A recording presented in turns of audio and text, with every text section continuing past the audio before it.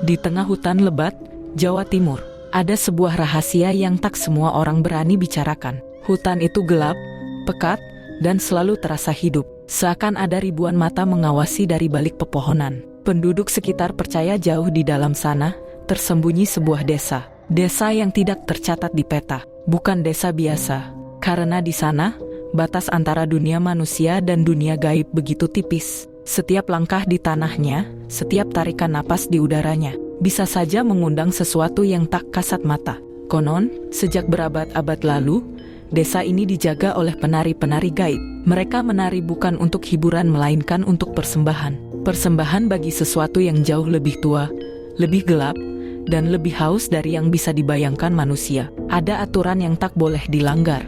Jangan berbicara sembarangan. Jangan menatap mata penari terlalu lama. Dan jangan pernah mencoba ikut menari. Karena sekali melanggar, desa itu tidak akan pernah melepaskanmu lagi. Malam ini, aku akan membawa kalian menyusuri kisah nyata sekelompok mahasiswa yang tanpa sadar masuk ke desa terlarang itu. Dan apa yang mereka alami akan menghantui selamanya.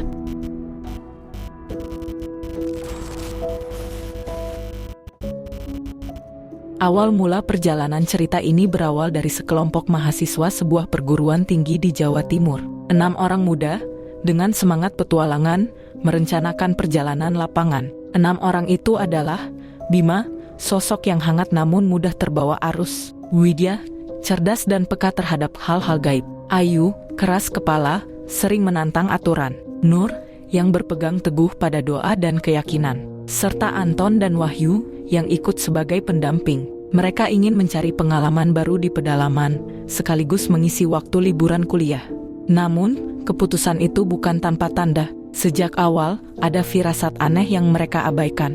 Hari ketika rencana perjalanan disusun, salah satu dari mereka, Nur, bermimpi buruk. Ia melihat hutan gelap dengan suara gamelan yang berdentum jauh di dalam sana. Dalam mimpinya, ada seorang wanita menari, tapi wajahnya kosong. Hanya senyum menganga yang terus menatapnya. Mungkin hanya bunga tidur, pikir Nur. Tapi dalam hatinya, ada rasa yang tak bisa dijelaskan. Mereka mendapat informasi dari seorang kenalan tentang sebuah desa terpencil yang konon masih memelihara seni tari kuno.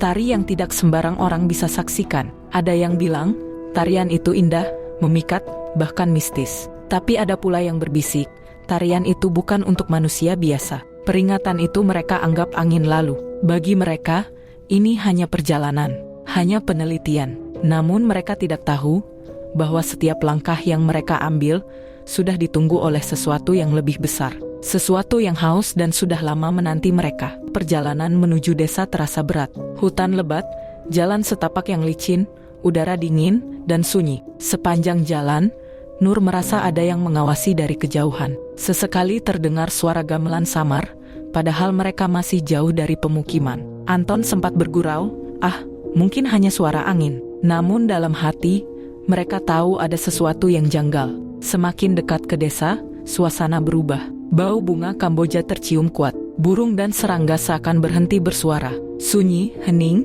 hanya langkah kaki mereka yang terdengar.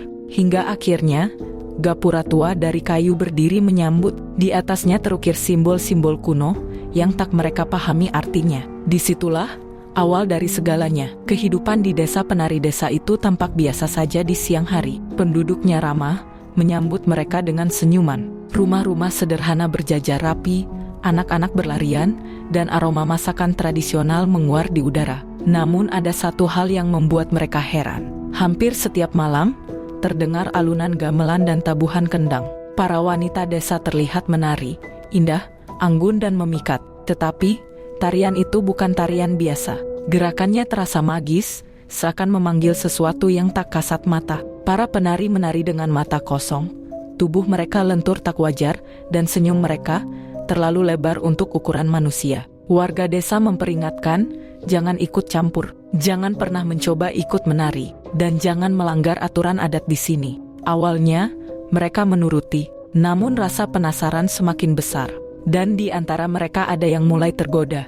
Kejadian-kejadian aneh malam pertama di desa, Nur terbangun mendengar suara gamelan. Saat ia membuka jendela, matanya membelalak. Di lapangan desa, puluhan penari wanita menari namun wajah mereka samar, seperti kabut. beberapa bahkan terlihat tanpa kepala. Ia terdiam, tubuhnya gemetar, bibirnya komat-kamit membaca doa. Namun ketika ia menoleh ke arah temannya, tidak ada seorang pun yang terbangun. Seolah hanya dia yang bisa melihat. Sementara itu, Bima semakin dekat dengan salah satu wanita desa. Cantik, memikat, dan misterius. Wanita itu kerap mengajaknya ikut menonton tari, bahkan berbisik, "Kamu juga bisa ikut menari bersamaku." Nur memperingatkan, "Jangan ikut.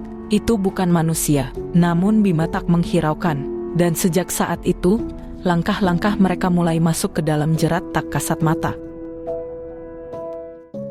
Pelanggaran dan kutukan Ayu, yang keras kepala, suatu malam nekat mengikuti suara gamelan. Ia masuk ke sebuah pendopo tua, di mana puluhan penari menari dalam lingkaran. Bima sudah ada di sana, ikut menari dengan wajah kosong. Namun bukan hanya itu, di tempat yang seharusnya suci, Bima melakukan sesuatu yang tak seharusnya. Tergoda oleh bisikan seorang wanita desa yang wajahnya terlalu cantik untuk disebut manusia, ia terbawa arus. Dalam gelap dan diiringi gamelan, ia melakukan perbuatan terlarang, mencemari kesucian tanah itu dengan hawa nafsu. Disitulah batasnya dilanggar. Karena menurut kepercayaan, pendopo itu bukan sekadar tempat pertunjukan. Ia adalah tempat persembahan, tempat roh-roh penari bersemayam. Dan setiap manusia yang berani menodainya akan dituntut nyawanya sebagai ganti. Saat Ayu mencoba merekam dengan kamera ponselnya, tiba-tiba semua lampu padam. Dalam kegelapan, terdengar suara tawa panjang, melengking,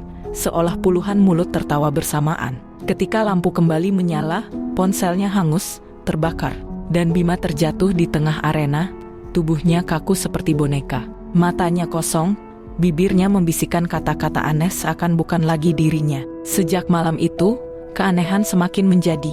Bima sakit parah, tubuhnya lemas, seakan rohnya sudah separuh hilang. Dan Ayu mulai dihantui bayangan wanita penari yang terus muncul di cermin, tersenyum sambil menari perlahan di belakangnya. Kini, bertahun-tahun setelah kejadian itu, kisah tentang desa penari masih menjadi misteri. Apakah benar itu nyata? Atau hanya ilusi massal dari kelelahan perjalanan? Tak ada yang tahu pasti. Namun satu hal yang jelas, ada batas yang tidak boleh dilanggar manusia. Dan malam itu, Bima telah melewatinya. Ia bukan hanya ikut menari, tapi juga melakukan perbuatan terlarang yang menodai tempat sakral. Perbuatannya dianggap sebagai penghinaan dan desa penari menuntut balas dengan nyawanya. Sejak saat itu, mereka yang selamat tak pernah benar-benar kembali normal. Ada yang jatuh sakit, ada yang kehilangan kewarasan, dan ada yang hilang tanpa jejak. Trauma itu terus membekas seperti bayangan yang tak pernah pergi. Dan hingga kini, di tengah hutan Jawa Timur, masyarakat masih percaya bahwa ada sebuah desa yang tak boleh dimasuki sembarang orang. Karena di sana para penari masih menari dalam keabadian, bersama arwah-arwah yang telah terjebak di dalamnya. Dan siapapun yang berani menodai kesuciannya akan menjadi bagian dari tarian itu selamanya.